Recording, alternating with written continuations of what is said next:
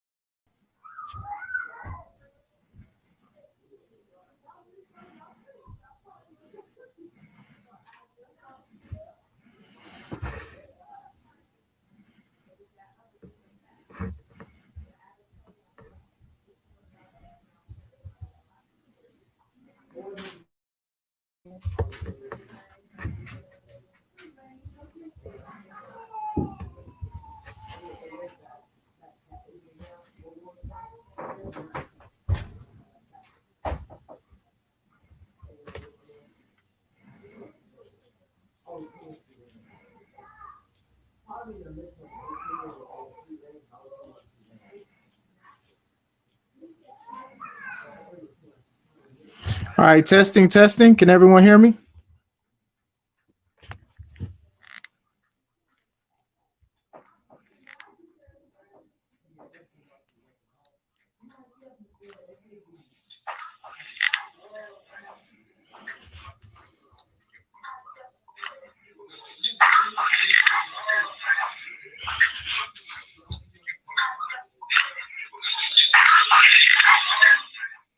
All right. What's going on, everybody? Excuse me for being late. I had to make sure everything was set up and with the family. I hope you guys are having a wonderful day. I am Chris Classic. I hope you guys are having a wonderful evening. I have a special guest. I am going to add him in a few minutes. Um, Make sure you guys subscribe to the channel as I'm still setting up a lot of stuff. Yellow Pill, shout out to him. Okay, all right, I'm trying to set it up. I think I'm gonna add him now. Hey, it's me. Okay, hey, How's it going? all right, can you hear me? Yeah, good to go. All right, okay, good. What's going on, sir? How are you? Busy, super busy. Busy? Yeah, I trust me. That's my Wrestling first and name. kids. Oh, for sure. For the people who may be under a rock or who do not know who you are because they're busy with kids and wrestling, Yeah, who right. are you? Yeah. So I'm Michael Wayne. I wrestle up here mostly in Northeast Wisconsin, trying to gain my bearings a little bit more and stretch out a little bit more than what I have in the past. Current 3-time tag champions with Raging Nathan Gust. Booker of one Chris Classic. Very happy to have him up here every time. Yes. We got to happen eventually. Like I went through our roster and I started looking and I was like, guys, I actually want to wrestle. And I was like, because I literally just went to like the ACW page and just started looking at all their guys because it's most of our roster. And I was like, I gotta wrestle Chris sometime. For sure. No, Like, for sure. Yeah. For sure. I'm looking forward to it. Yeah. It's nothing wrong with that, and Yeah. I know that'll happen this year for sure. I already know. I'm not a booker there, but I definitely. Oh no, it'll happen. I definitely know that it will definitely happen. Yeah. Before we go into Winter Warfare this Saturday at the Dome. The Dome. Yeah. The Dome in Neenah. Tell us how you got started in wrestling. So I don't remember who got me to like watch it the first time, but I distinctly remember Shawn Michaels, Marty Jannetty, the Rockers. Oh, it was the colors. Like, you know, as a kid, I was like 4 or 5 at the time. Like those colors just, you know, were super cool and whatnot.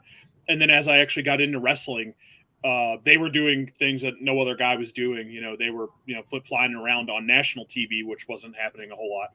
And it just kind of hooked me, you know, that and, you know, Shawn Michaels, my real name is Michael. So it just kind of is like, is like me, you know, and just kind of fell into it, you know, loving it. I know a lot of guys have that like super spiritual moment when they're like, I knew this is what I wanted to do with my life.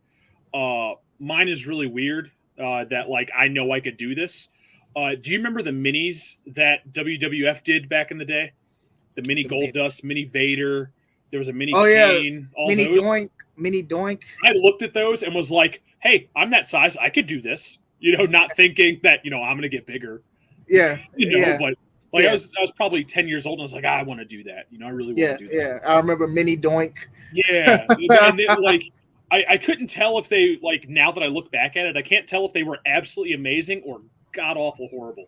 But it's still, you know, it's just one of those funny things to watch still. Yeah. But ended up moving up here to Wisconsin from Virginia, and only knew that, you know, the WWF, WCW, and ECW were companies. I didn't know there was. I thought that was it. It was those, you know, few hundred guys that wrestled, and that was it in the world. But had went down to a local card shop here, and on like a Saturday, and heard what I thought was a wrestling ring, and I was like, that's kind of weird. And I looked at the TV behind the counter. And I saw, I want to say it was AJ Styles, Chris Sabin, and Petey Williams for TNA. And I caught literally just the last 30 seconds of it, but I saw Petey Williams do the Canadian Destroyer. And I was like, first off, who are these people? Second off, how is that possible? You know? Yeah. Which I think everyone's first time they see that move is just like, oh, yeah. Really? But found out there was other companies, you know, in the world, much less in the state. And ended up basically hitchhiking with some friends up to a show in Green Bay at the Ningy Hall. And the main event was Kamikaze Ken Anderson versus Raven. So I was super pumped, you know, to see someone I already really loved. But this guy walks up to me named Ref Kyle. Anybody that knows him, it's not a great thing anymore, but was like, hey, brother, you ever thought of wrestling? And it just ran with it kind of thing. Started training, busted ass, and here I sit. Yeah. Wrestling is some of us, how we got into it, it just fell into our lap. Yeah. Like, I think being a fan is one thing. And any fan that's ever said, I've never wanted to do that, is probably lying to themselves a little bit. I mean, anybody that watches any sort of, anything really, whether it be professional sports, TV, movies, whatnot, you'd be like, I would actually really like to do that. I would do that, right? I would do, wrestling, wrestling. It's a whole nother level to actually go do it, you know. Yeah. Like, it takes, a ton of courage to actually get up and move to Hollywood to try and become an actor or actress. The same thing with wrestling. It takes a ton of courage and a ton of, a ton of work to actually get up the gumption to go to a school and start doing it. It's night and day different things to talk about it and actually doing it. Yeah, wrestling. That's not what I wanted to do when I was younger. And I remember, because we were talking about it, I remember when I was in the 5th grade, they were asking us, what do we want to do when we grow up? So I'm like, I want to be a construction worker. I don't like building nothing like that, but I just want to be a construction worker. Yeah. And I remember my friend, he said he wanted to be a wrestler. And in my mind, I was like, dang, man, I should have thought of that. Why wasn't I thinking of that? And it's like, that's so much cooler. Right, and fast forward, that's what I'm doing now. You get what I'm saying? And it's just like it does just like fall into your lap. And with wrestling, outside at the time was WWE and TNA that was on TV. And then like when CM Punk came out, I was a fan of CM Punk when he first came out. Yeah. And then looking at stuff, seeing ROH and the indie scene, I didn't even know the indie scene exists. And to have knowledge, and then I saw some more Joe. I was like, man, this dude's so freaking awesome. Like, why isn't he like in WWE? Like, why isn't he just running through things? So yeah, it is funny how wrestling can come into people's life and people who start. It's just, it's funny. So let's see. Brett says he heard that LOL fell into his as well. So yeah, and it's one of those. I mean, it's a drug. It really is. Once you're in it, you can't get out. Like you just can't do it. Yeah, you never retire. You literally never retire. I will fight anybody on that fact. There's not a single person in the world that has ever actually retired from professional wrestling. You can stop, and eventually you might die. But that's the only way you get out of it, really. I mean, how many times has Ric Flair retired? Right. Terry Funk is, probably one less than him, Yeah. Not to mention, good friend of both of ours, Nathan Gust, likes to tell everyone that you can't retire from a hobby, man. Which that's actually a great way to put it. Yeah. Unless you've got a 401k and a retirement plan and all that kind of stuff from professional wrestling. Yeah. Are you really retiring from it anyways? You're going to come back. You're going to do like a one more round, like Ric Flair did the one last match. Yeah. Saw all those people and all their money, and then probably it's going to be maybe just one more match. That's going to be the name. That's going to be, just you don't like, I've seen so many people, retire and then they come back, looking at something. Somebody can inspire them to go back into the ring, or they can be upset with the current product and be like, nah, this isn't us, because usually when the negative things in wrestling happen and go viral, it usually affects everybody that's usually in the scene. You get what I'm saying? So definitely understand that. You never retire from a hobby. Yeah, see, and that kind of like that kind of resonates with me a little bit, because after I'd broken my neck, literally seconds after they told me, I was still like sitting on the bed. I didn't even have my collar on yet. I was still in all my wrestling gear. They told me, hey, you broke your neck and whatnot. I had already come to the assumption of, okay, I'm done wrestling. Like, I'm fine with it. Like, I'm good. Yeah. Like, there was no like freaking out over it, thinking about it. It was just like, no, I'm done. I'm good. And was like that for 5 years. Like, I was very set with, I'm good. I'm fine. I got to do more than most people ever think of doing in professional wrestling, as far as fans go. For sure. And was already doing other stuff. I was helping book, here and there, managing, being, the actual GM of some places, that kind of thing. I was comfortable with what I was doing. And then it just kind of fell into my lap, like all the stars aligned, and ended up starting again about a year and a half ago now, give or take. Yeah. A little over a year. Yeah. Man, when that bug gets you, man, it's hard to shake off. When I injured my knee about 2 years ago, and I remember it was hard for my knee to go straight, and if it would go straight, it would be painful. So I had to do an MRI, and to be in that machine with the metal brace on it, it was just so painful. Hold it straight. Yeah. Trying to keep it still, because it takes like 5 to 10 minutes for them to do x-rays, and I was shaking and stuff, and it was just so much pain. And the lady was saying, like, if you do not be still, you're going to have to redo it. And in my mind, I was like, man, this isn't it. This isn't worth it. Yeah. And then it was just like, as soon as the doctor said I was cleared to go back to work and everything, I was like, let me get a ring. Where's the ring at? I Right, missed yeah. the ring. I need the ring. Yeah. Yeah, like when you're told you can't, that's one thing. And then Yeah. when you figure out you can, you're like, no, yeah, you're right, I can. And Right. you just Yeah. go. Like, You yeah. just go and Yeah. do. Yeah. You know, it's a risk as wrestlers. Anyway, we do risks, Yeah. but it's something that we love. It's something that, you know, we express ourselves with. And some of us, we weren't good at a lot of other things. And wrestling became that talent, that gift that we got. You get what I'm saying? And I do think that, like, some people will look at it and be like, oh man, that hurts. You're hurting yourself. You're knocking off years and stuff like that. And it's just like, you know, we're going to pass anyway. Yeah. We don't know when and how. And we have wrestlers that went up to 100 years and stuff like that. Yeah. So it's just like, you know, we make the best of what we do and stuff like that. And then we get older. We're supposed to be wiser. Sometimes we are, sometimes we aren't, and we still do like certain things. Hey, I can do this and I can do that. And, you know, sometimes it works out, sometimes it doesn't. That's just like the give and take in wrestling. You know, we know that's what we're going to do and what we sacrifice. And we don't even ask for like credit. You know, I do hate when people say, give us credit because we decided to do this. I'm like, no, just, you know, I don't like that. Just consume it, you know. Yeah. It's one thing to appreciate and everything, and I love it. It fills my heart. Like going out there wrestling with you guys and seeing so many people that want to see me and messages and stuff like that. That's what gets me going and stuff like that. You get what I'm saying? Yeah. I can't be like, I just do this. And, you know, you guys know I drive out there. It takes a while to, you know, and I don't be like, I'm complaining or that's a complaint. Because I'm like, if I'm going to complain about it, why even show up? Yeah, you know? I go. Yeah. So, yeah, I understand that. Yeah, it doesn't make sense. Like, I've never understood the whole idea of glorifying somebody because of their job. And I think a lot of this happens in professional wrestling.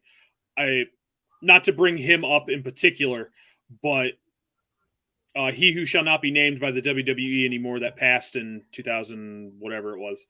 Yeah. A lot of people like that I talk to online, especially all over my TikTok, are, well, look what he did in the business.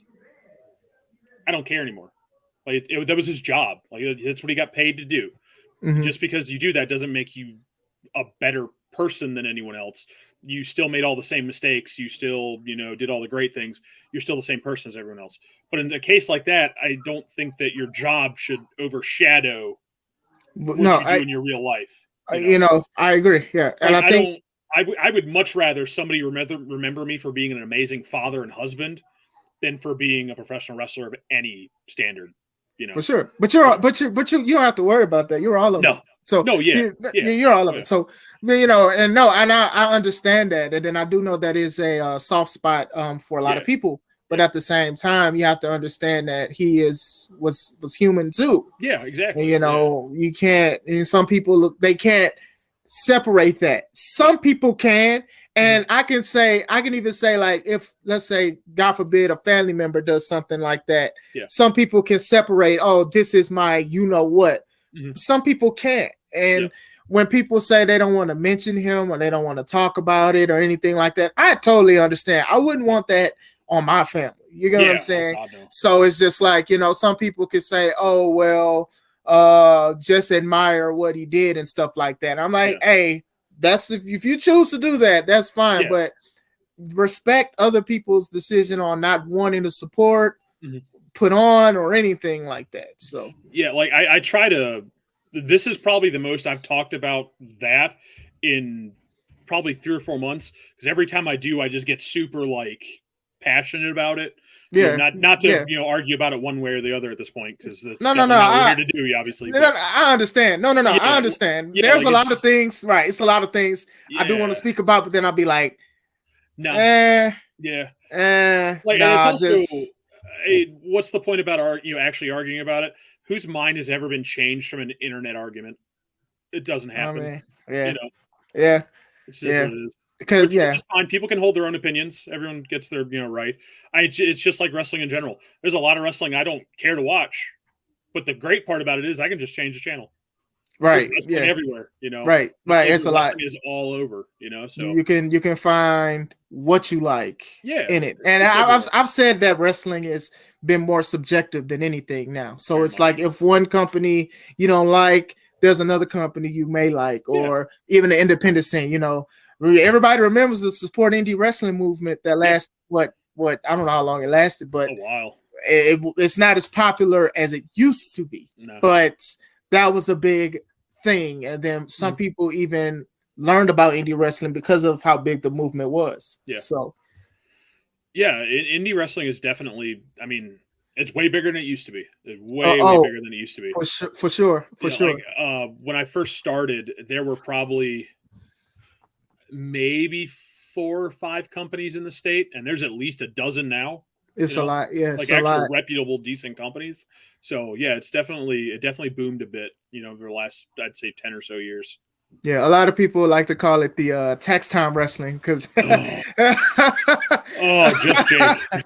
The Taxation Federation. Yeah. Because you get them taxes and you run a company. Now, this is jokes, so whoever is listening, this is jokes, but it's all jokes. But sometimes a lot of people, they do think that they can run a show and they could run an opportunity, or maybe they weren't treated right somewhere and decide to run one. But there are a lot of great companies. And then I didn't know it was so many in Wisconsin until I went to Wisconsin. Yeah. And then I added you guys on Facebook and everything. And then I just see shows like every week, Friday, Saturday, Sunday, like everywhere. And it's like a big thing out there.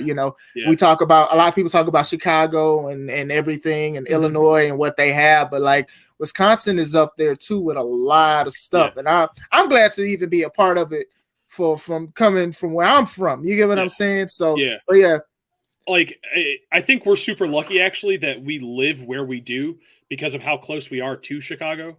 Yeah. Like, anybody that doesn't think Chicago is the wrestling mecca of the world is wrong. Like, it's just they don't want to hear that. Now they don't. Now the other great wrestling cities, yes, but and states. Chicago? I mean, I'm from Texas though, so there's a lot of roots in Texas. So yep. No, I'll give you that. Yeah, but like I think a lot of it's just because of like how dense that population is, that they can have so many companies and have enough people to provide for all of them, because obviously there are those guys that will go to every show they can find, that are at a show Thursday, Friday, Saturday, Sunday, which is amazing. And there's not a lot of places you can do that, I say the more who know, the more will show, Oh my God. Yeah, exactly.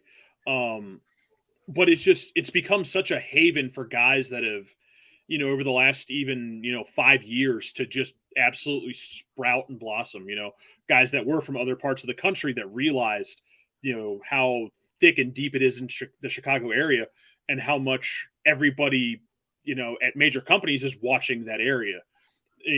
I guarantee the WWE, I guarantee AEW, Impact, everybody is watching that area because it's kind of just where indie guys flock. It just kind of works like that, which is super lucky for us because we get to be so close to all that talent. I mean, like we're just super lucky to, A, live in the time we do wrestling wise, and B, physically where, the both of us are to, just some of the greatest wrestling in the world is right below me and right next to you. Okay. All right. The signal went out just a little bit. Can you still hear me? Yeah, I'm good. Okay, yeah. It was like something with the signal. Excuse me, I got infinity cable. So, I'm going to read a couple comments real quick because it's a lot of people commenting, and I don't want to just go all the way back. Brett blames his dad for wrestling for getting into it. We blame your dad for a lot. He said, "I found my spot in wrestling, and that's managing. I can't work a match because my knees are crap, having 2 diseases." So yeah, poopy. Nathan got going just before now return. Lucky timing. Yeah. Brett says, "Dang, dude, I've known a lot of people that have broken their necks in wrestling. Didn't think it was that common. Anything, right?" Like anything. People outside of professional wrestling, they hear broken neck and they're like, "And you're alive?" It's like, I could probably name 10 guys off the cuff that have broken their necks, even more than once, and are still walking around just fine. And It's Yeah, crazy. I mean, Yeah. the serious injuries that even some of the legends and Hall of Famers have, and then they even come back, So it is very common. C-Red says it's an addiction, just like we were 100%, talking. Yeah. It's addiction. They said Chris is more professional than our show. Than our show. Yeah, I'm doing his show on Sunday. Yeah. Okay. No, because when I got interviewed, this was the Sunday after the Now with No Regrets show. They were trying to get me to curse, and I wasn't. And a dozen that are reputable. Yep, we were talking. Yep, Taxation Federation. Yep. Gotta go back to work. Have a good show. So I know he's gonna go back. So tax return. I like that one better. Tax return. TRP Wrestling. TRPW. Tax return. Oh, we need to make a shirt. Nathan, make a shirt. It ain't a joke. It's true about the tax. Yeah. We got a Pride Chicago guy coming up on Saturday at Winter Warfare. Okay. Well, I wonder. I'll beat him up too. It's good. So, yeah. So, speaking of Saturday, Winter Warfare is upon us. Yeah. And let me see. I have the graphic. There's a lot of stuff going on, so I have a lot of graphics for it. It is not a Now show without having at least 10 graphics because they support everybody. They want to make sure you know what's going on and what's not going on because it's a surprise guide. But we have it's me. Ruthless Rage versus the Wedding Crashers. The Wedding Crashers. Yeah. At the Dome. I just love the name of that place, the Dome. The Dome. I hope the show goes amazing and they have us back just for the name. The Dome. The Now Dome. The Now Dome. Yeah. Are you ready for your match? Oh, always gotta stay ready. I think one of the odd blessings that happened from me getting hurt is that when I came back, it was a brand new batch of guys to wrestle, and I think I've maybe had 3 or 4 matches in the last year that were against people that I'd already wrestled before. Everything else was brand new, everybody, which was amazing. And there's the ACW Academy or whatever they're calling themselves, their training school, has put out a lot of great guys in the last couple of years. I'm super, super thankful for it. I mean, we book most of them.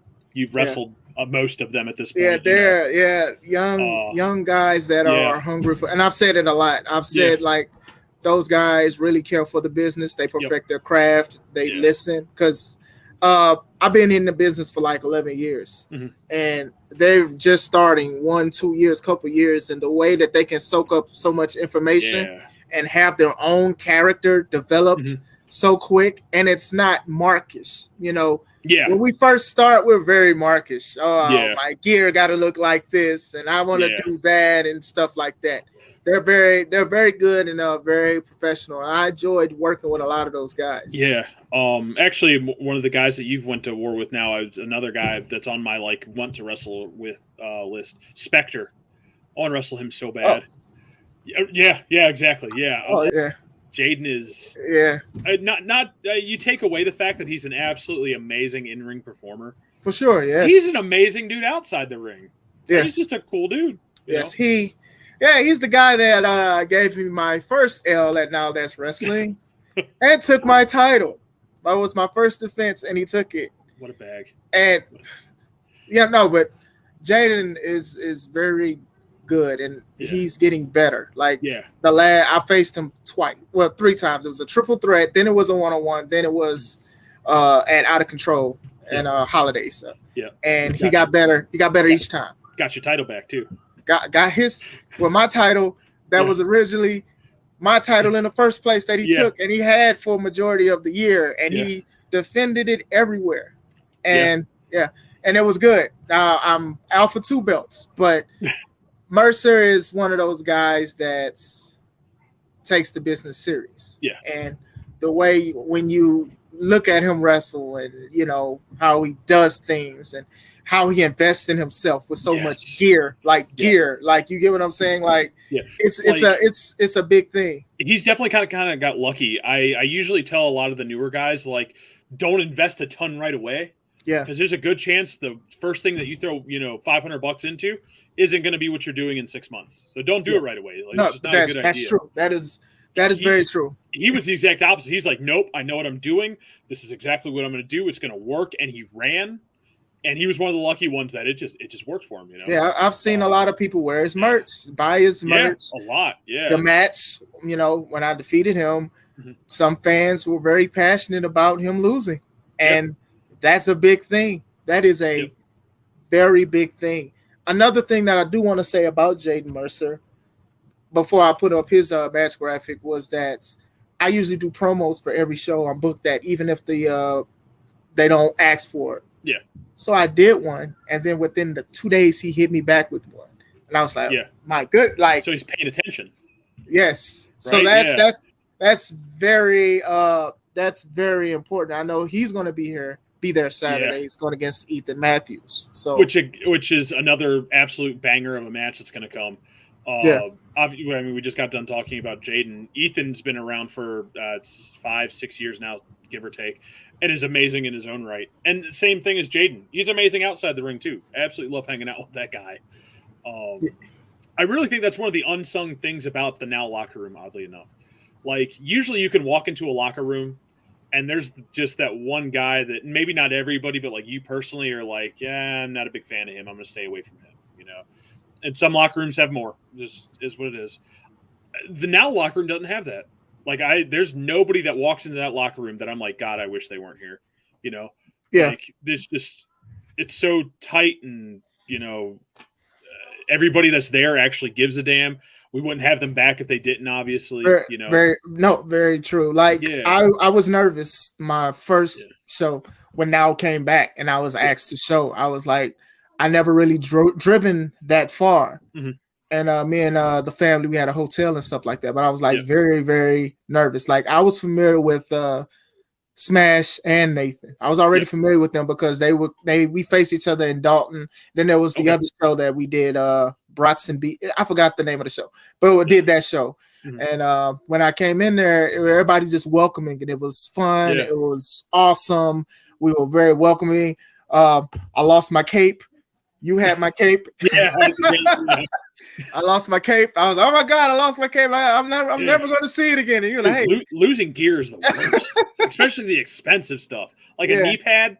That's not the worst. Yeah, like, losing a cape or a boot or something like that. Man, that's good. So, but I've since NOW has come back, I've been at every show, and I'm happy for that. I'm very happy to see how we continue to grow as a company, and that's very important to not just stay just one line, one straight line. You continue to rise, and how it does me my heart good to see like front and second row being sold out and stuff like that. Just saying it, and then how it's so much wrestling the weekend of NOW shows. Yeah, and people devote their time to even come see us. That means that we're doing something right. That means that Smash and Nathan did something great. Yeah, they're absolutely killing it. Like, if you ask Nathan, and I refute this all the time. If you ask Nathan, I'm the reason NOW is still around. We had started doing shows, like we had lost the venue that we had out in Chilton, and we started doing shows at the bar I worked at, and I ran everything, like did all the promotion, booked the shows themselves, booked the talent, all that sort of stuff, and ran pretty much all of it by myself for probably 3-4 years, give or take. Yeah. Before just life got in the way, I'd gotten hurt, and just it kind of stopped. And then Nathan brought it back, for this, run and whatnot. I completely disagree. I think Nathan's the reason it's still around, because he's the one that actually took I put a bunch of time into NOW when I was running it. Nathan's put a bunch of time and money into it, which is something I was never able to do back then. So nobody was getting paid back then with me. So I would argue it's way better now. I'd like a bigger ring, Nathan, if you're still watching. And that's something else that just kind of makes us special. Who else uses a 14-foot ring? Right. Yeah. A lot of my friends and family, they look at it, be like, Chris, man, like you're big, man. Like, what's going on? Yeah, you look huge in that thing. You know, like we're already big dudes, but you get in that ring with Yeah, like, man. I felt like know, Andre a little bit, you know. I stood in that ring with Kodiak and his brother, and I was just like, God, this thing is tiny. Like these Yeah. just mammoth of men, you know. Yeah, so no, I definitely understand. But even with how you said you were running it and how Nathan was running it, Yeah. one thing I did learn last weekend is when I had me and my wife's show C3 Ultimate Wrestling Press Start. Yep. Teamwork. You need a team. You know, you need to make sure your locker is good. You need to make sure everything's great. You need to make sure people are paid and things like that. These are things that are very important to have a great and professional wrestling show. And every show at NOW, and then Nathan especially, he's very understanding with everything. Like he'll be like, hey, if you want to go do this, go do that. You know, it's different now. It's a lot of people be like, I'm never bringing you back. Yeah, right. Yeah, if you just kind of go off key, you know. Yeah. See, and that's something else. Like when NOW started, the basic premise behind NOW was it was a bunch of kids that didn't have anywhere to wrestle that got this ring and decided, well, if we're not getting booked on shows, let's have our own shows. So they booked their own shows and they just kind of ran and did their thing. So it became a place that, you know, guys that didn't have a place to, you know, wrestle had a place to actually wrestle again and get the name out. And most of us got out of that scenario and started getting booked in other places. You know, Joey Avalon, you know, came through NOW. Tommy, you know, worked for NOW like earlier. Tommy! God. Just the little things in our locker room, I swear to God. But one of the things we quickly realized, you know, part of the way through me running it was NOW is a great place to just try whatever you want. You know, you think something might work, do it. Try it here, you know. If it works here, go do it everywhere else. If it didn't work here, try something different, you know, which I think is one of the bigger reasons a lot of the younger kids do, you know, love coming to our shows because we give them the basic outline. They've got to fill in all the details. Right. And if they want to change the outline, we ain't got no problem letting them do it, you know. Right. You know, you don't know a burner on your stove is hot until you actually touch it. Right. You don't know if it's going to work until you try it. I've seen some crazy things since I've been there. And I'd be like, Nathan's going to lose it. And he's like, man, that was the greatest thing ever. Yeah. Yeah. It's just. At the last show, the show we had Sabu at, I was standing in the back with him when the, I can't remember what the match was called. The video game match. I can't remember off the top of my head, where we literally had two guys standing on the outside of the ring holding, you know, video game controllers, controlling the wrestlers inside the ring. And I was talking to Sabu during that match, and or like right before that match, I'd mentioned it's like, yeah, we're kind of like, you know, the new Chikara. Like we just do funny, silly stuff, and if it works, it works. If it doesn't, we try something different. And at the end of that match, he looked at me and he's like, damn, you guys really are a lot like Chikara, aren't you?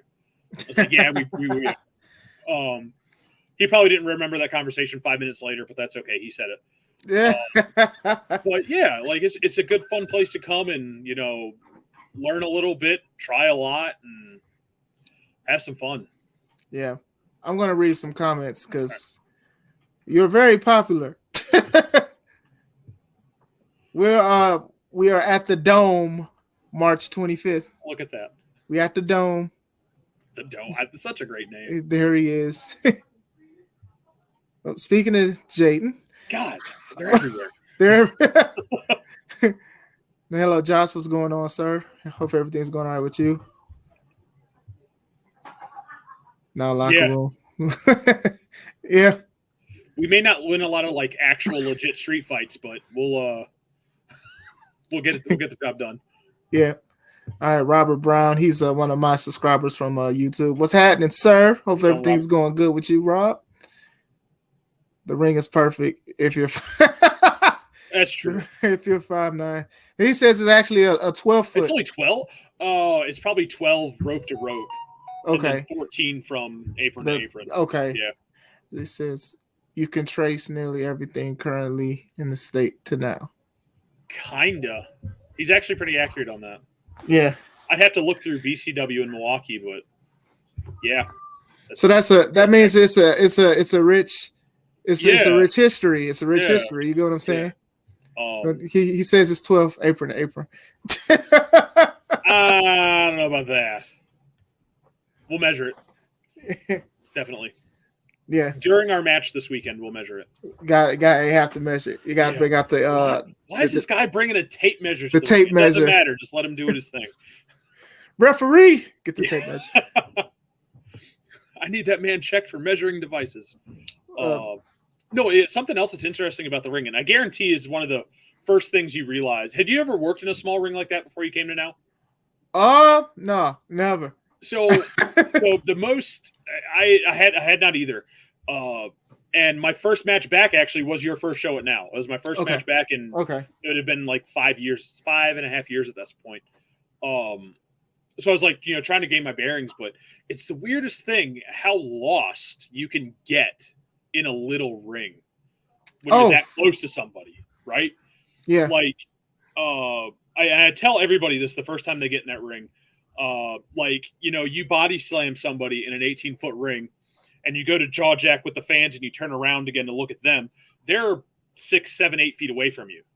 Mm-hmm. You do that in a NOW ring. You body slam somebody in the middle, and you go to the ropes to jaw jack somebody, and then you turn around. They're still a foot away from you. Yeah. So you're constantly finding yourself standing in one place and turning instead of walking and turning. I tell everyone to just take a half second and slow down because you get lost. Yeah, I had to.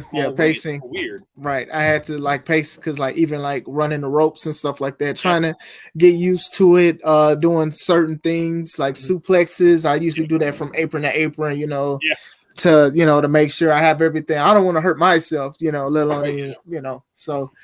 But lucky that ring bumps really nice. Everywhere. Yeah, but I do love it though for we're going bars and things like that. So smaller rings they probably won't do. They do little to no damage with certain things. So it's always like a good thing. It helped me get a little better with my footing as well to have a smaller ring.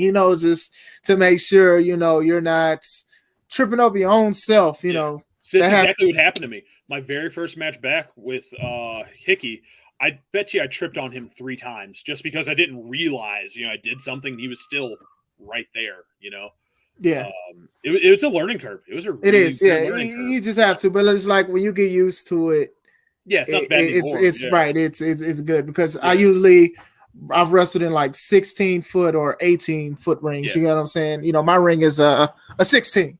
Mm-hmm. And just to try to even get used to rings, sometimes it does take a while. So with a smaller ring, I definitely got my footing. I'm so used to it now. You get what I'm saying? Because pun intended, because we've been doing it for doing it for a while. So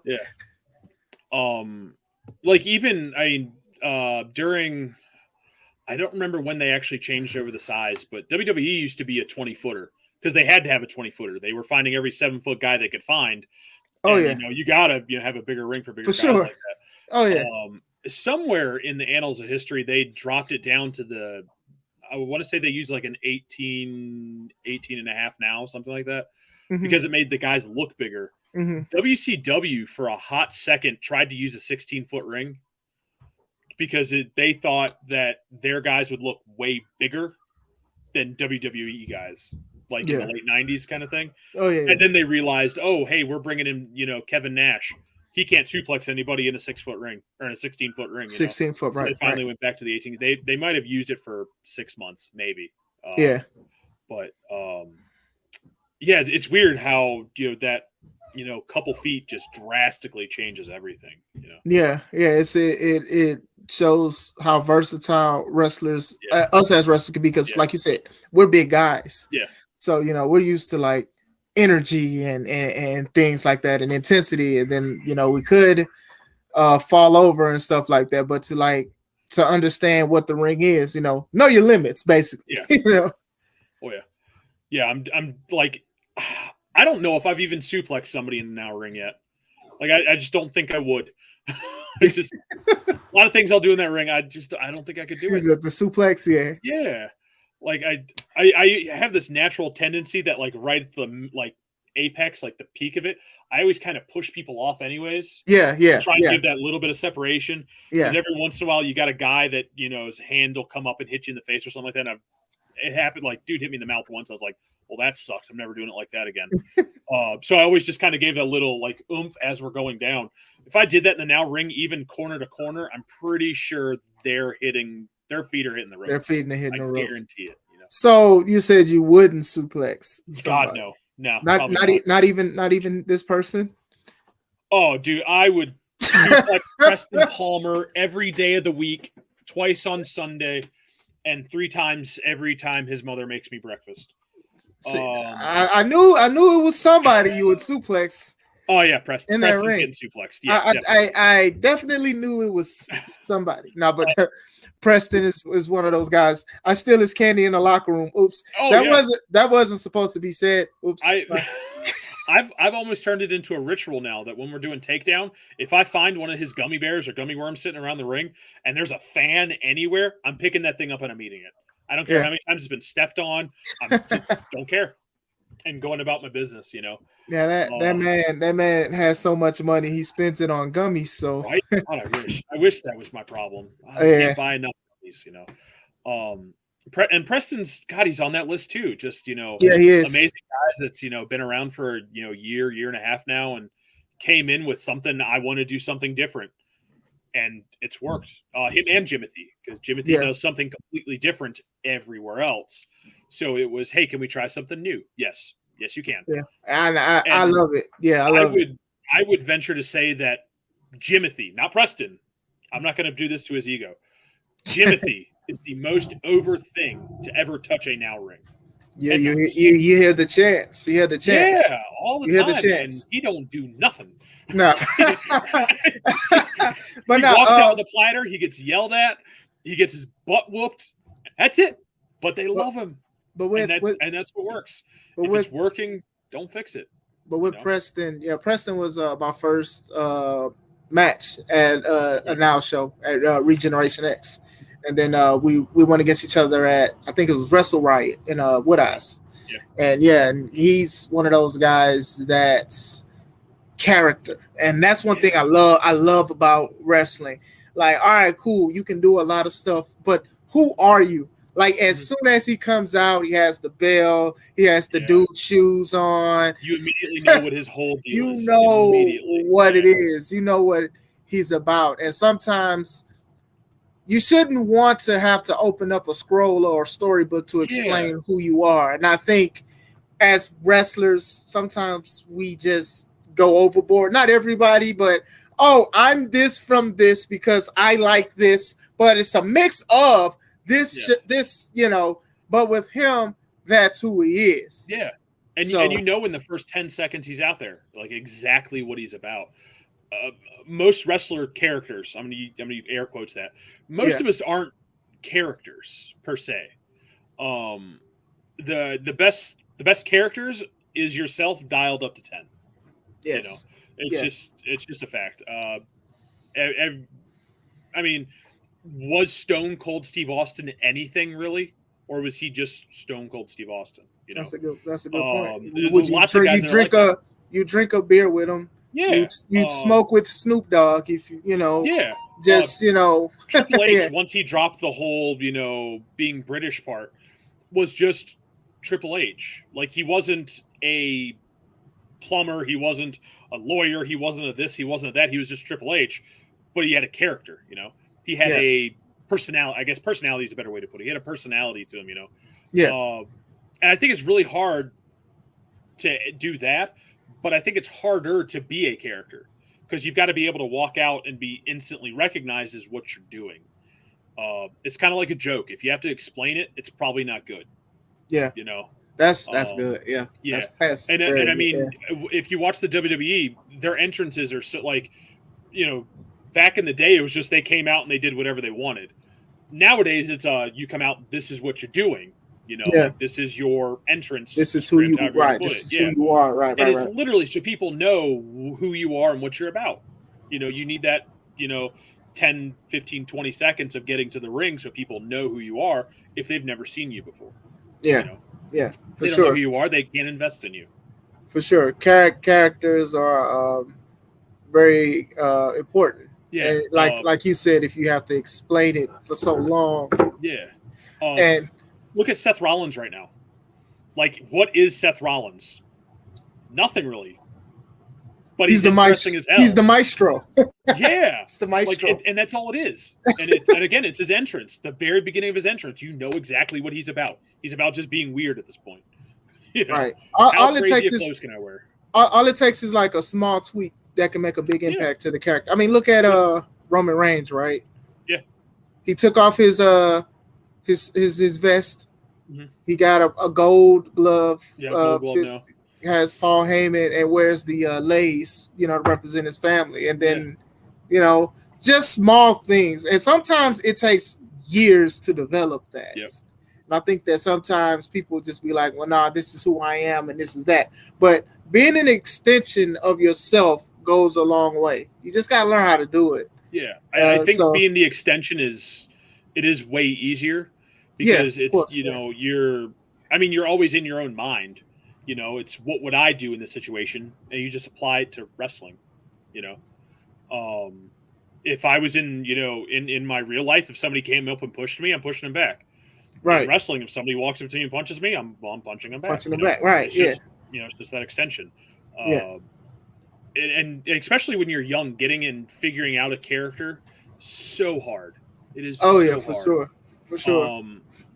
I had, when I first, after training and a period of time after that, I'd finally got hey, do you want to actually start, being regulars on shows? I was like, yeah, sure. And it was literally, we want you to be a lumberjack. Okay.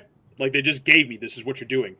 And as much as I did not want to just be a lumberjack because, I was, 6'2", 300 pounds with a beard and already wore flannels all the time. Like, you're pigeonholing me, but whatever. That's some of the best characters. But like, I did my damnedest to make it work. I did as much research as I could into like the different lumberjack-esque characters, which there's not enough of. It was really hard and not a lot of fun to do that. But like, I tried to make it work, no matter what, because that's what somebody asked me to do. They asked me to do this. They're booking me because I'm doing this. I need to make this work, Yeah. And there's so many stories throughout the WWE of that exact same thing. Someone was given a crap character. They worked with it because they were asked to do it, and they tried and tried and tried, but the next one worked. Yeah. You ask most people who Dr. Isaac Yankem is, they have no clue. Right. They don't know. Right. You ask them who Kane is, they're like, oh, yeah, that's the guy that, and they'll list a bunch of crap. So maybe it's not the first or the second, but, maybe it's that third one. Maybe it's the fourth one, Yeah. And, all these guys that we're working with have been super lucky that a lot of the characters that they've gone with have worked. At an early time, too. And they're just starting, and they have something that is working for them, that's giving them other opportunities, that's getting them books, and people are buying merch and want pictures and things like that. It took me a while, too. My first character wasn't my best. My brother-in-law, we decided we were going to be black Southerners from the South. So basically like rappers. So we had not that one. That's not what I was thinking. Not that boy stuff. No, not that one. No, like Southern like rappers and stuff like that. Because I'm from Texas, so we had like fake grills, gold chains. I love Paul Wall. Paul Wall's like my favorite rapper of all time. Yeah. So we had button-up striped shirts because that was so big in Texas for some reason. I do not know. It was terrible, and we called ourselves the Southern. We called ourselves the Southern Smash Brothers. Okay. Because it was bad. It was bad. We came out to Lil Flip Game Over. It was bad, and by the end of that year, I was like, at first, I did not want to get tights and boots. Yeah, I got tights and boots, and I tried to do a sort of like a tribute, not a Black Machismo-esque tribute to Macho Man like Jay Lethal, but I did have like fringes and things like that, and I had boots, and I was doing an elbow drop for a little bit. Now, it was Chris Classic at first, and I still call myself that, and people still call me that. And then now, it was just like about 4 or 5 years ago, it was the alpha thing, and alpha works for me. I think that is just like a better extension of myself. Those were extensions as well, but it's something that led to me, that led to a classic alpha, and I don't think I'm going to change it. Who knows? But I do think, like you said, sometimes it does take a while, and sometimes things don't work, but you have to risk it as well. Yeah, you know? And like you can even use the same base character that you're using. You just change it, you just tweak it just a little bit, and it could be a completely different thing. Yeah. When Triple H became the game. Yeah. Just a little tweak. Just, whatever. The Cerebral Assassin, just a little tweak. Corporate, just a little tweak. He's been the same guy forever. It's true. Just little tweaks in there. It's like he got older and it just went different. It's just like a different way. Like even DX and stuff. I mean, it's kind of weird to see them doing it now because of how old they are and how old we are now. Yeah. But still, it's like to see like Triple H to show like versatility in his character, and now has a lot of characters, including this one. Oh God. Oh God. Calls himself the Glam God. Yeah. Xavier Michaels was honestly one of the guys that I was the most excited to see when we started doing shows and I started seeing him. I was just like, I don't know what to think about this guy, but I want to watch it, Yeah. He's great. Yeah. Yeah, he's I love great. Xavier. He's great. So invested. He's invested himself. Again, character. First 5 seconds he's out, you know what he's about. Yeah. Instantly. It's a great character. Yep. And he works it so well. Grabs attention, and that's something that and wrestlers you can need to tell try to do. When we're done with shows and he's like, all changed and ready to go, he looks like Bret Michaels now. Like the promo you just put up was Bret Michaels in the 80s, and now he dresses like Bret Michaels now. So it's just just extension. It's the craziest thing. A straight extension, and it works, and it works because he wants it to work. Yeah. If you don't want it, sometimes it's obvious. That's just like you're just out here just to do anything, and you have to do things very important. Yeah. Sometimes that works, but it's few and far between. Yeah. Once again, we have a flood of comments. UPW said 14, and that's I only UPW. I only ever worked. They had a regular 18-foot ring, but it was an original like Jim Crockett promotion ring. Okay. From like 88, maybe something like that. I might be wrong in the promotion, but it was a bigger promotion from the 80s, and the ring is original from then. And I swear to God, putting that thing together, there's a big spring in the middle, that everyone thinks is under every ring, but that spring didn't touch anything. Yeah, like that spring was a full 2 feet below where the mat was. That spring wasn't helping anything because that mat did not move. Yeah, I don't know if it's still the same ring they're using, but it was you were better off bumping on concrete. It was bad. It wasn't fun. Yeah, Nathan says I'll suplex the kids on Saturday. I got you, babe. See, Nathan's 5'9". Yeah. All right, my wife says Jimothy. Love Jimothy. See, I told you. She loves Jimothy too. How does it feel to be the second favorite wrestler in your house right now? Yeah, I'm gonna talk to her about that. Yeah. Definitely. Jimothy is the GOAT. I'm telling you, Jimothy is over. We have more Jimothy love. Jimothy is awesome. All right, says Ruthless Rage. Yeah, again, it's just us just dialed up. It really is. All right, let me see. All right. What up, Arshawn? Shout out to you and everything you continue to do, sir. Let me see. I'm excited to see the new layer for AC and RL on Saturday. They've barely worked matches, so it's going to be a dream to help mold them with their fists. Yeah. See, that's something else. Like, we ain't got no problem slowing down and going back for anybody, I think more people need to do. Versatility. Yeah. Versatility. He is all. All right, we got more. Yo, what up, SMP? Hope everything's going on with right with you. And Arshawn, appreciate you. If you guys like to look at things that make you provoke thought and have discussion, I think I have his thing real quick. I give him a shout out every time because he gives a shout out to me. Find him on YouTube with critically drinking. I put his comment on here. Let me reverse. Let me take it off. There we go. And we have critically drinking. Make sure you guys subscribe to it if you have not already.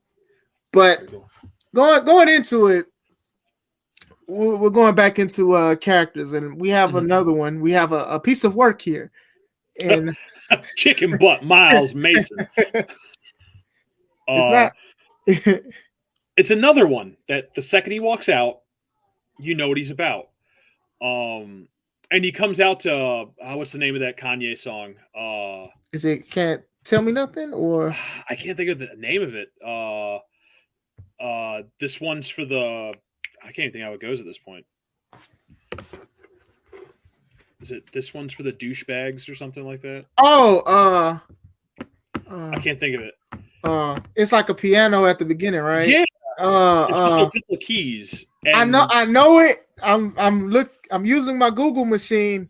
It's definitely not the most known Kanye song. But Yeah. It's still Yeah. Let me see. This one's for the douchebags. Everyone that I know. Is it just called this one? This one's for the hustlers. Runaway. Yeah. Runaway. Same thing. He comes out and you can just tell by the way that guy's looking. Like, I hate that guy. Yeah. Instant. You know? But a reaction. A reaction. Yeah. You're not the only one who hates him, and I hear it when I'm in the back, and I can't even. I try to collect my thoughts, and then I'm collecting hatred because they hate this man. Yeah. Like reaction. That's all we're aiming for. Good reaction, bad reaction. That's it. It doesn't matter. It's always it's a good thing, and because I mean, if they care at some level, yeah, no reaction just means they don't care, and then you're just, what do you do from there? Right. But I talk about it a lot. Is that you look at people who's supposed to hate people go on social media and say, "Hey, I really like you. Buy my merch," and it's just like, it's kind of where we are in wrestling nowadays. I mean, it's kind of what it's evolved to. Old heads can complain about it all they want. It's just a fact, There was a time where you didn't punch or kick people in professional wrestling either, and they all do that. It evolves. It's just kind of the way it is. It's honestly the internet and social media did it. Not to sound super boomer about it, but wrestling got completely ruined by the internet. Nobody knew it was scripted before it. Well, maybe not nobody, but I mean, they had like before the internet, they did have like television docuseries about it. Yeah. But with social media, it's different. That's why like a lot of people are trained by YouTube to wrestle, because there are people, not dissing them, but there are people that are showing how to do maneuvers and moves and stuff, and people actually do it, and then they'll come out and say that they're trained themselves or they're officially trained. And I say if you do want to do the professional thing, please get the proper training. Yeah. A lot of people started that way, but then respected themselves more in their business, and they started learning how to do it the right way, in a safer way. So, yeah. See I think that's another taboo that I think is vastly. It's not as big anymore. It was way bigger when I first started training. Backyard wrestling. Yeah, yarding. Definitely, yarding. It has this, negative stereotype to it, but I completely disagree with that, and not just because I did it myself. But like, are you going to yell at kids for playing football in the backyard? No, like they're going out and they're trying it. Like I would have never, thought I'm going to want to be an NFL player. I think I'll start playing in college. Like it doesn't happen. You got to try it once, Obviously there's people that take it way too far, do a lot of really dumb, stupid, ridiculous things. That's the fringe. Like it's not the, meat and potatoes of the kids that are. I get what you're saying. Yeah. But like I've just never understood hating somebody for, being 16 years old and wanting to try something they're seeing on TV. Like I get it. I understand it. Yeah. Now should they be swinging chairs full bore at people? Probably not, but everyone's young and dumb and makes mistakes. Yeah. But that's like the thing that like, I guess sticks to the wall is the chair shots Yeah, and the that's what they things like, remember. You remember all the bad parts. Because when I used to wrestle for a company called CWA, they did a lot of backyard stuff, and they prided themselves in doing it. Mhm. And me, I didn't consider myself that or anything like that. I'm like, I'm here to wrestle. So you would have guys that was actually wrestling with me and stuff like that, or trying to understand it because they were trying looking to better themselves. You get what I'm saying? You know, some of the older guys, they won't say a lot of good things about yarding or backyard wrestling, but they will say stuff about hardcore matches and stuff, saying like it should be like the blood feud or like leading up to it and stuff like that. But as far as you're saying, you're bringing up a good point. Is you're young and stuff like that. You know, if that's you the time haven't to do it. Right, you haven't access to do something, you want to try to do it and stuff like that. But even you also said like, you know, we shouldn't be doing like this and that and extra hard. I remember I saw like something, a guy like threw somebody into like a tree post, a tree trunk, like as hard as he could. And I was just like, was that really necessary? So like I'll definitely admit I did some of the stuff that like I'm now preaching that you probably shouldn't. Hindsight being what it is, you know, you live, you learn. It's the people that stay doing it and think they're the top of the world doing it. That's where I kind of draw I have a little bit of issue, because don't say what you're doing there is the same as what I'm doing. It's just different, you know. I think that's where a lot of people also draw the line and then say it as a sign of disrespect to a lot of people. They're like, okay, all right, cool, you're doing what you want to do, but it's different and things like that. And some people, many people who I've talked to, they that's how they started sometimes. And you know, they decided to change things to be safer or anything like that. So and kind of like Nathan said before about how like now is, you know, a lot of the bigger things going on in Wisconsin have now roots. It's kind of the same thing with backyard wrestling. Most of those guys used to backyard wrestle, you know. How many guys could you probably mention that, you know, are working for major companies right now that used to backyard wrestle? It's just the list goes on and on. You can probably name them. But I don't think it makes sense to always look down on them.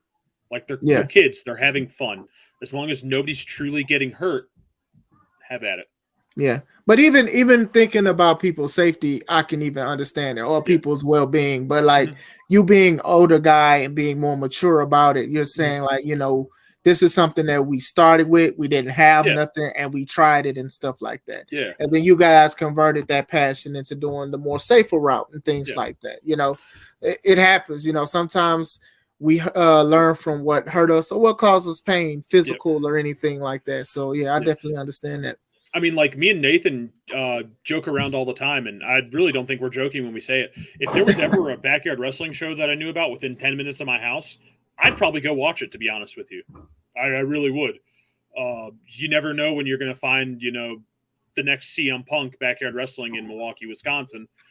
That turns out to be one of the biggest things of, you know, the late, you know, 2000s, early 2010s. It's just, why not? You know, why not? You know, sometimes. But I'm not paying. I'm not paying. No, sometimes it's a diamond in the rough. So you know, it's gonna happen. So you know, sometimes we have to do things to try to perfect our craft. And then and speaking of perfect, got another one. Just another one. It just, I'm telling you, all we're doing is talking about character today. That's all we need to do. That's literally all now is. Now that's what I call characters. Perfection versus Mike Jerick. The first time I watched Perfection wrestle was against, I actually got to sit down and watch him wrestle, was against Tommy, actually, at Wood Eyes. That was a great match. His name in our group chat is once had a 5-star match with OVW star TW3. And it was like that match was amazing. It was so good. It was great. I had to follow that. I had to follow that, man. That match was amazing. I had to follow that. It was just, the match was so good. And he himself, again, same idea. He walks out the curtain. You know who he is. You know exactly what he's about. And he's another one that's just, he's a young kid. He's super respectful. He'll do whatever you ask. He's got ideas himself. He's not boring in the very least, you know. Right. But Smash sucks. If he's watching, Oh no. hate Smash. No, that's not true. That's not true at all. Lots of great matches with Smash back in the day. Lots of great matches. Yes, with Smash back. yeah. Going back into go back to Perfection. I had a match at the Now and No Regrets show. We faced each other actually twice. We were in the 101 in the main event, and then we were in a 5-way for the contendership for the No Regrets championship title. And he was one of those guys I actually wanted to face. He was on my list, and he's definitely on my list too. Because of character and everything like that. And when you say he is a character, he is that's him. Like he works it so well. Yes, he does a great job, and he has no shame in it. So Perfection is great. Smash is one of those guys. Smash. Like I said, it was him and Gus. He went against me and Aaron Stone. We were called the Classic Dreamers, and we had a great match. I gotta find it. It was a great match, and then we had a 1-on-1 at Now, but then Kodiak, he interrupted it. But big. Smash, I do love that how serious he is about everything. Yeah. And even to me, like he'll talk to me and say, okay, this is this. I want this. You're doing this. This isn't what. And like I said, I had to learn to take it. Well, I didn't learn. I'm a professional. I take his critiques professional, not personal. And I do think that a lot of people take it personal instead of professional. It's not that he's or like anybody's really trying to attack you. It's just that we have a business to uphold. And Smash is very critical. He's a great, intense wrestler. I love the guy for that. And he's very professional, and he takes everything serious. So it's just like, I know that Perfection likes to dance, but you can't dance with Smash because it's very serious. I hope he tries, though. I hope he tries. Oh, please don't. And I would bet this is something you'll probably agree with, too. Smash has got to be, pound for pound, the strongest person I've ever been in the ring with. Oh, it's crazy. Yeah, he can have it. Yes. Like, if you just looked at him walking down the street, like if you did the airport test, for those that are watching and don't know what the airport test is, he probably didn't start it, but Vince McMahon's got this thing. If you see somebody walking through an airport and you notice them, like there's somebody that sticks out above the crowd, that's the kind of guy I want to come work for me. Somebody that sticks out, you know. If you saw Smash walking through an airport, you probably wouldn't assume a lot about him. But by God, the second you get in a ring with that dude, he will throw you around like nobody's business. He's just intense. It's in him. Intense. Very intense. Yeah. Intense. He gave me when we did a tag, he gave me an F5 with ease. Yeah. You know, to throw somebody just over your head and shoulder with ease. Yeah. And again, even we're not big, we're big dudes. Yeah, even our match we had at Now, like the way it was damn near a stall and he had me up for a suplex. He takes it very, very serious. So with Perfection, hey man, you know, dance before you get in the ring. Not in it when he's not in it. So ain't gonna go well. Not gonna go well for you, man. We have a flood of comments again. Good. All right. This is awesome. I went up a little bit too far. 1 second. It's a Runaway. Yeah, it's Runaway. Yeah. Oh yeah, we were talking about the Kanye West song, Runaway. Yeah. Always take pics on Facebook with your arch enemies. It happens. I've done that before. I mean, God, you know. Say Don't get Ruthie started on 50-year-old pedal. This is definitely a family show. So yeah, it's so much fun. A few times I went there. Yeah, there were great people there. CWA was very nice. They used to do shows in Dalton, and then when I was trained with the guy who started, they were working with them to train us on like different days and stuff like that. So, why do you think the older wrestlers start doing more death matches? We'll talk about that. We'll talk about that and similar to that statement because there's a lot going on with that. I'm being inundated with children. What's up, buddy? You're going to bed? Yeah. All right, come here. I love you. How did you not see me there? I saw you coming. Get out of here. Can you say hi? Hi. Hey, what's up? Who's that? His name is Chris. Is Chris? that? Yeah. All right. All right. Nice to meet you. Hey, man. All right, go to bed, buddy. I love you. Yeah. There'll probably be one more coming down here eventually. Because their other skills have dulled and they need to feel special. Hold on. Atlas says he don't like your orders. He's an OG. I completely disagree with all this. We've talked about it. Me and him, we really talked about it. And so it's just like I definitely understand in the reason scouted after you in the opposite backyard. You say hi. Hi. Hey, how's it going? Hey, ask him what his name is. What's your Oh, name? he can't hear. I've got the headset on. His name is Chris. What's your name? Chris. All right, cool. There's see, that's awesome. See, that's an awesome name. Okay, I won't go in the office. Go. That's an awesome name. It's a good name. It's a good name. Smash only watches food. No regrets. Smash has the strength of. We won't go there. God. Okay, so yeah, that was the comments. Okay, there we go. Let's see, we talked about Preston. Speaking of character, Yeah, this guy's gone through a bunch of them. Well, actually, no, not even. It's same character, like video game-esque. Just kind of again, he's just been tweaking it, and he's still looking for that one that really works. This is another guy that would fail the airport test, but the second you see him in a ring do a running shooting star, you're like, oh, holy crap, that guy's actually got a little bit of skill to him. It's nuts. yeah. He's also half of anything crazy you see in now. It was probably partially his idea, because he's that guy that'll just take every idea and throw it at you and see which one sticks up against the wall. Yeah.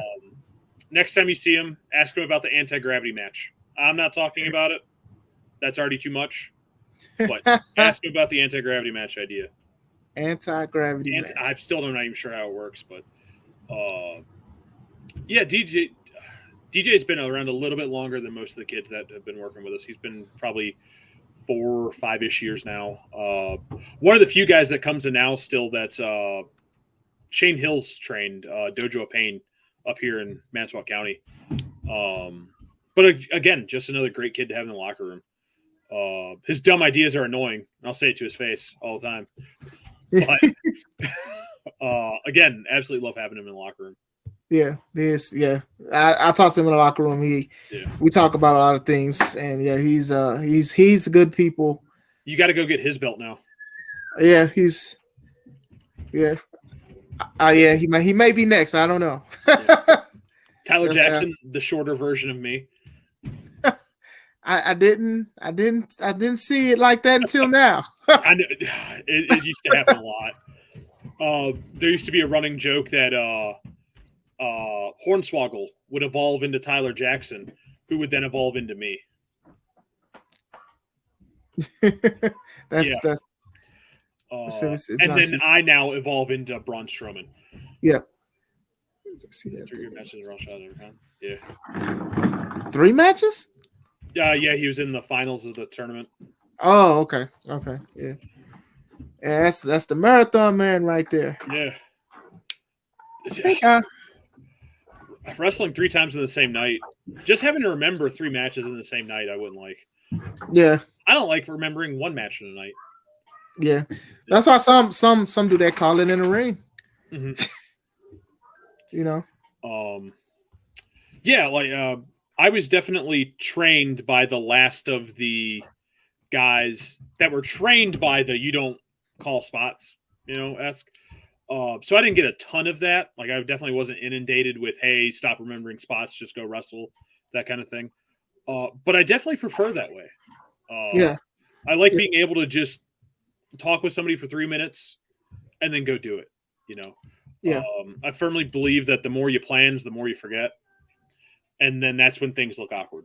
You know, if Yeah. you just go out there and you constantly react to each other, not try to act, you know, like you're whatever, but to just go out there and react to everything going on around you, infinitely better matches. Infinitely better matches, personally. That's not to say there isn't a place for a Young Bucks match every once in a while. I get that. I understand it. This one's back. Anybody?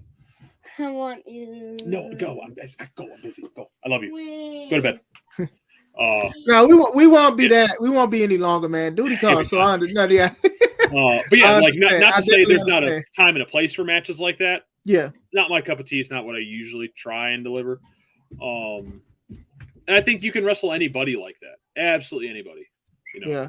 I think it should be like me personally, I do think that like calling it should be like a priority because you know you don't know what will happen. Yeah. You get what I'm saying? You know, sometimes people just really look frozen, like a glitch, like literally because something happens, and like the OGs that I book or who I talk to and everything like that, you know, they'll just do it and say, hey, we not, you know, and I think I don't want to say it's a lost art. I think it's an unpopular art because it's definitely unpopular. Yeah, I think that I like doing it. I don't mind doing it, but like if people want to talk, you know, you know, so yeah, like I ain't got no problem talking through, you know, little here, little there, little there. That's fine. Yeah, I'll do that with anybody. But if I could literally walk up to somebody and be like, all right, I'm going over. All right, I'll see you out there, and walk away, I will. Yeah. I think a lot of that too was really during the 90s when television contracts became so big, and like the time on television, like things weren't recorded anymore. Stuff was live. You had to stick to a certain, you know, time limit. This is what we need to get done. I think that's where that started to really shift. Yeah. Because you didn't have calling it in the ring anymore. It was, you know, it drastically started dropping in the late 90s and the early 2000s. Yeah, you can watch any Raw and you can tell it's gone on TV. And for guys that wanted to get there, they had to wrestle that style, you know.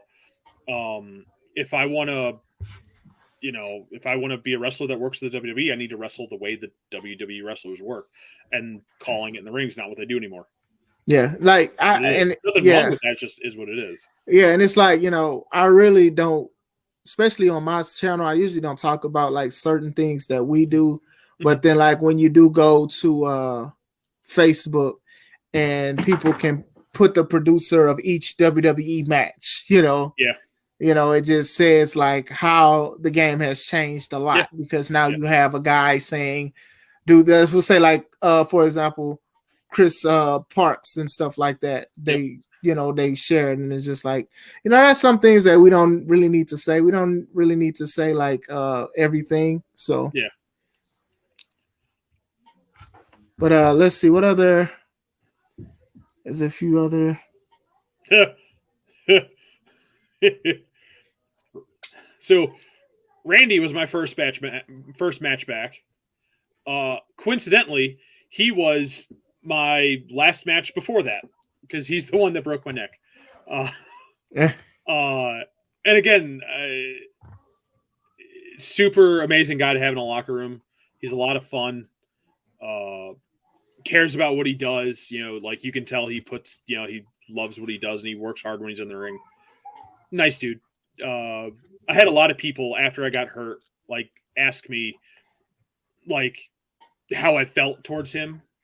Like, are you mad at him? Are you disappointed? Are you this? Are you that? And I was like, why? You know, people make mistakes. They make mistakes all the time. I just so happened to be in the middle of one of them. That's all it was, you know. I've never blamed or thought ill of Randy once. Definitely told him this in person. Which he was very relieved over. But yeah, just another guy. I'm telling you, we've got the greatest locker room ever. I swear to God, we really do. I absolutely love it. I think I got a few more graphics. Like I said, it's a lot, so I think it's two more. It's two more. All right, so we also have Stash Dance. Yep. And then that's our first like real combination of, you know, wily veteran and younger kid. And it's it's extensions. If you've ever talked to either one of them outside the ring, it's them. Like that character is them, just dialed up. Yeah. Known Dave for a long time. Dave is a Now original. Dave was on the very first Now show. He took a bump off of a boat dock into a river during the first Now show. Yeah. Asked him to do it now and he won't do it. I don't get it.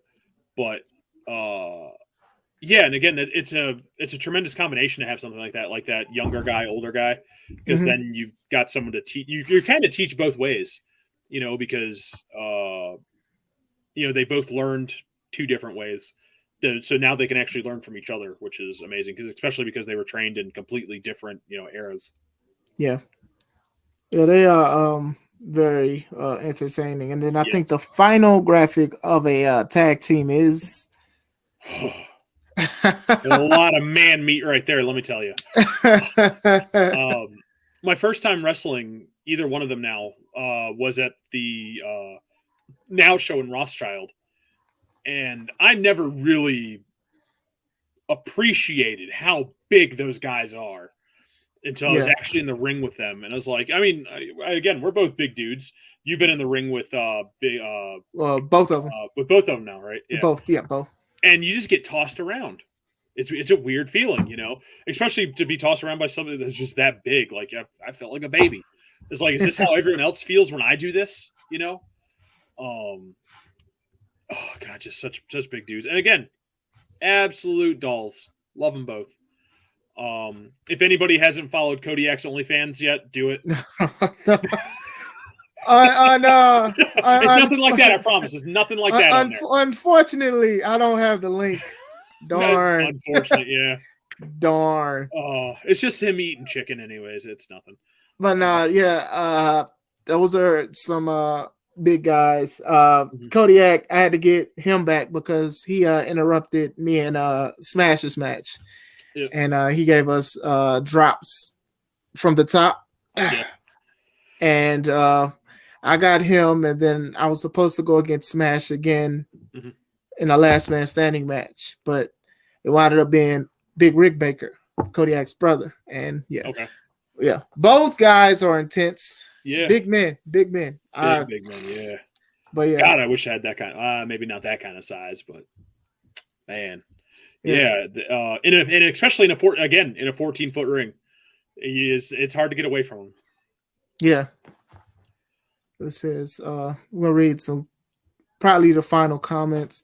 I love your attitude on that, Ruthless. Folks in the big still walk and talk a lot. Yep. They say like the big leagues and stuff like that, the older guys and things like that. Like I said, that is, you still have to, obviously you got to communicate in anywhere you are in life, to me, it personally should be law. Just because, to me, I think that is like a very big thing, because I do think that sometimes they even come off the matches. They come off more natural sometimes when you do that nowadays. And I've said this a lot. Sometimes matches look like Vegeta versus Goku the first time. Yep.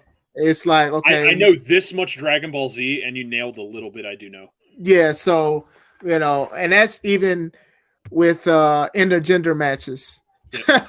And I got to talk about that one day. It won't be today, but I think I talked about it in live before, but I'll probably go into more details. But I do want to say that this Saturday, Winter Warfare.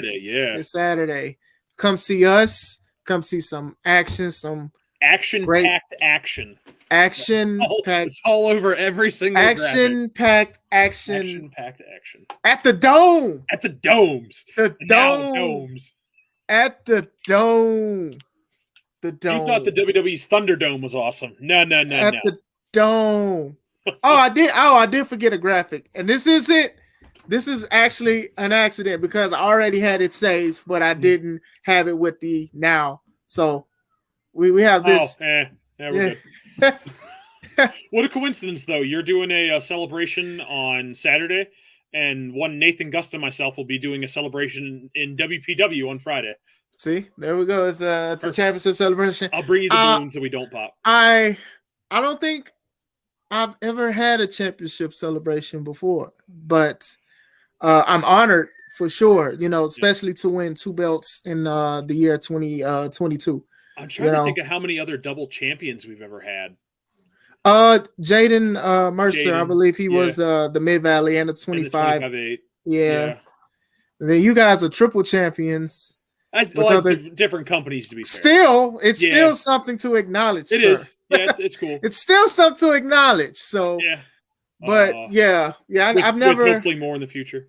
Right. I've never been. I don't think like I've had like speeches on Facebook and you know thanking people, but it's never been a celebration. But I will always have my gear in the trunk.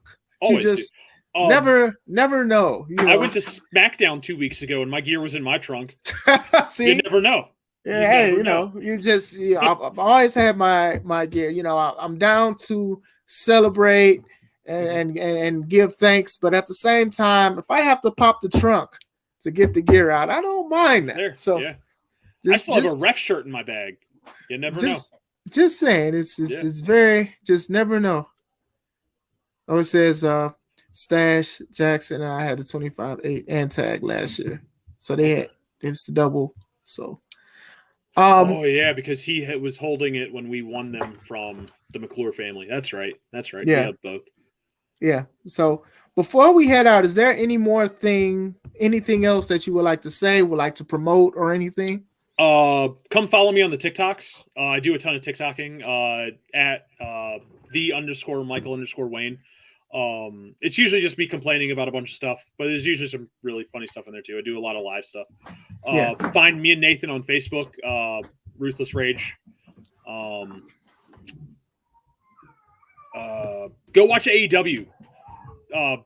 Mark is wrestling Jay Lethal like right now, I think. Yeah, I'm going to have to watch it somewhere else. But it's going to be dope. I'm definitely. I'm hoping to cry a little bit, to be honest. I'm going to find a way to watch it. But before we head out, I want to say one more time: the Dome. This Saturday. Doors open at 5:30. Show starts at 6. Be there. The address is 1338 South Commercial Street in NOW, Wisconsin. Live sports entertainment at the Dome. God, it's so great. It's so great. The Dome. At the Dome. Let's see. Hold on.